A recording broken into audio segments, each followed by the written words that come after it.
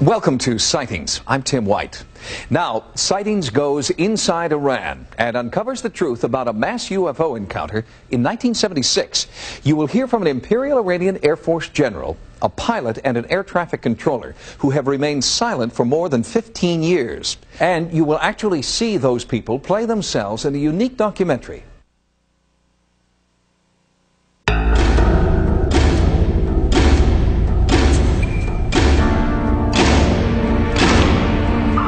At the beginning, we thought Iraqi are coming. All of a sudden, I see this flying object just going round and round and round and going up and up and up. And I told my mom, I said, Mom, I just saw a flying saucer. I saw a UFO. I was going to prepare myself to shoot it down. It was seen by civilians, pilots, generals, and the unerring eye of Air Force radar. Reports ricocheted from the Shah to President Ford and back again. The film that you're watching recreates the day's events with the actual military personnel who witnessed the most compelling UFO encounter Sightings has ever investigated. This film, seen here for the first time outside of Iran, was produced by the government and, in a bizarre twist of fate, would one day be used by the Ayatollah Khomeini to discredit the Shah. When I saw this object is flying that fast, then I thought this is not a helicopter and this is not an aircraft. By that time I said, oh, should be some kind of UFO. Radar readings taken inside the control tower at Mirabad Air Force Base indicated the object was at least as large as a Boeing 707 tanker. The situation was serious. Brigadier General Nader Yousefi, base operations commander and the number 3 man in the Iranian Air Force, was notified immediately. So I picked up the phone and it was a base commander. He wanted me to know they are going to have the airplanes to take off from his base for the scrambled mission. General Yousefi authorized an immediate scramble mission. An Iranian Air Force F-4 Phantom jet fighter was ordered to engage the UFO and determine what it was. The F-4 approached Mach 1 in its pursuit of the UFO. At an altitude of 23,000 feet, the lead pilot reported in that he clearly saw a brilliant object 75 miles ahead of him. His actual radio transmissions are heard here publicly for the first time outside Iran.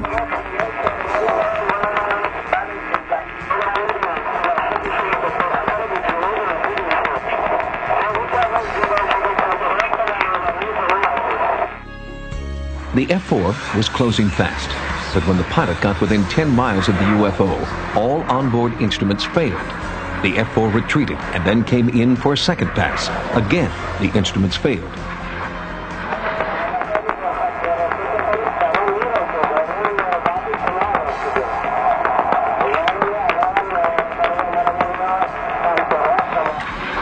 It was as if an electromagnetic force field was repelling the jet fighter. The pilots never got closer than 7 miles before they were forced to retreat. It may suggest a deliberate kind of control mechanism, perhaps from the phenomenon to the airplane system itself, such that when the airplane is no longer a threat, it can change the radiation or whatever the energy is, whatever the effect is, and so that the systems on board the airplane come back to normal. I put down my phone and I ran to my balcony to see if I can see that object. I saw a big star among the other stars, which it was at least twice as large as the normal stars. I asked the tower what happened and he said he lost the communication again. General Yousefi ordered a second F-4 to engage the UFO. The lead pilot was Iran's #1 top gun, Major Hussein Jafari.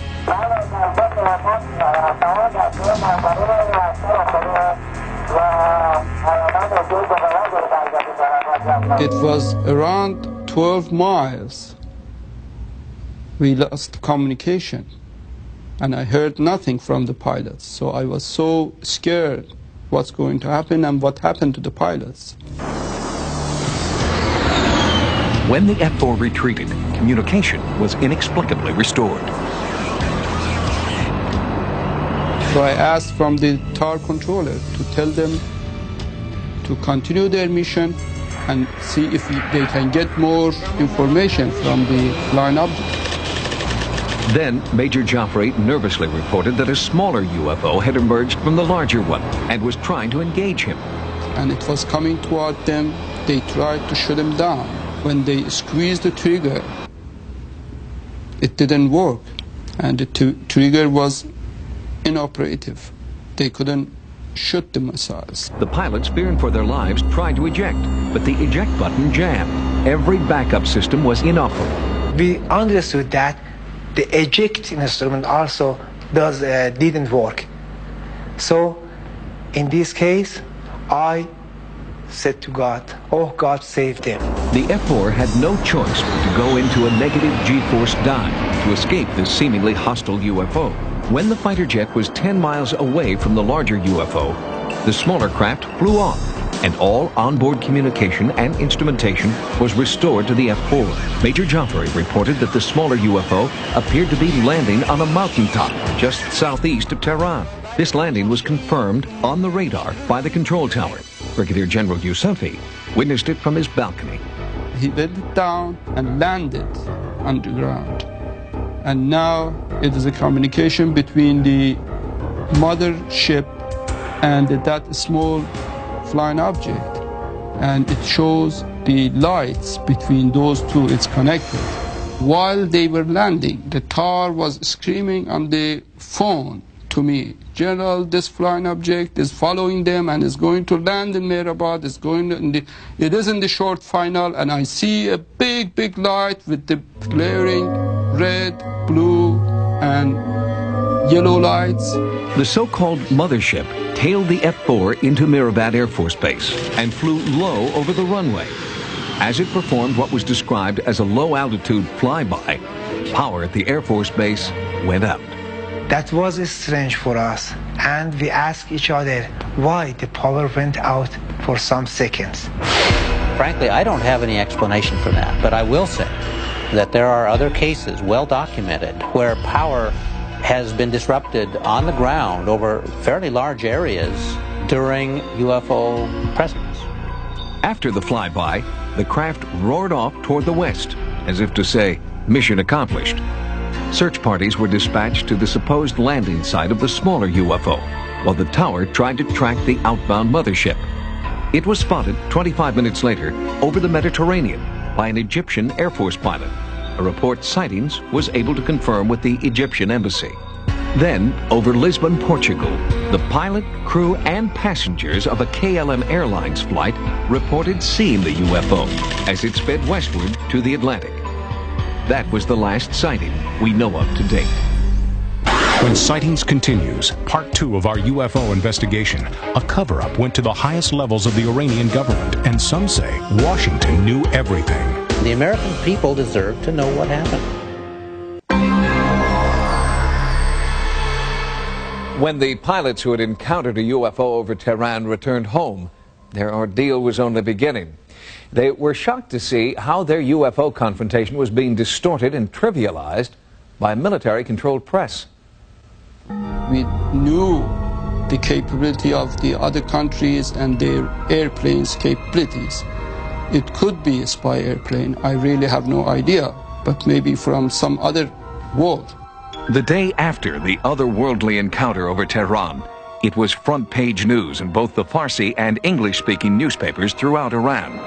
At the same time, Iranian and U.S. officials were meeting behind closed doors. This particular case is interesting from another standpoint, and that is the involvement of the American government. General Sabahat, now in exile in California, was the vice commander of the 2nd Tactical Fighter Base.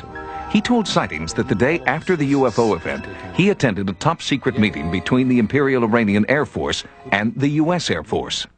General Secord, which was the head of the U.S. Air Force in our Air Force, probably commanding officer and operation, pilots, approach control of civil aviation. Hussein Parouzi, an air traffic controller at Mehrabad Air Force Base, was also present at that meeting. When they heard our report and the report of the pilot, they concluded that no country is able to have such a technology. And all of them believed it should be a strange object from outer space. I collected the reports and I made my own observations as a report to my higher echelon, and we sent this report through the Joint Chiefs of Staff to the Shah's intention.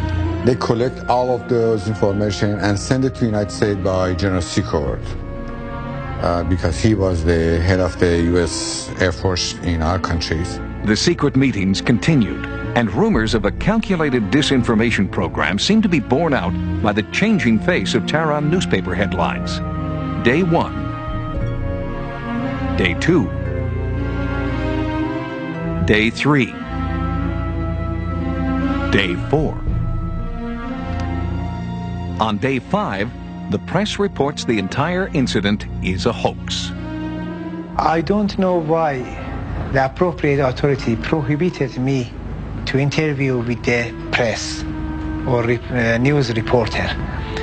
I don't know why this information is prohibited from the public. Somehow the government doesn't want to open up to the public. I don't know why, but... Despite media dismissals of the event as a joke, our sources report that a full-scale military investigation continued to search for answers.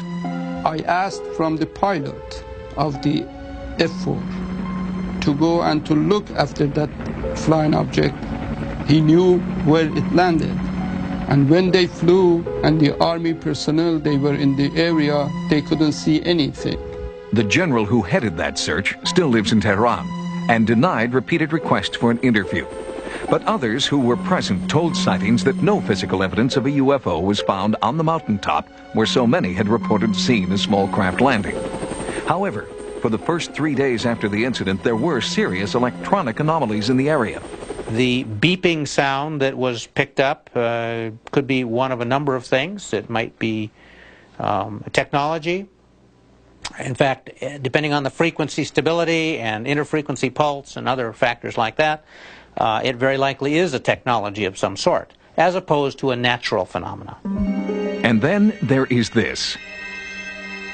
An American Defense Systems Program satellite operated by the U.S. Defense Department picked up signals from an unidentifiable technology on the same night the Iranian Air Force was scrambling over Tehran.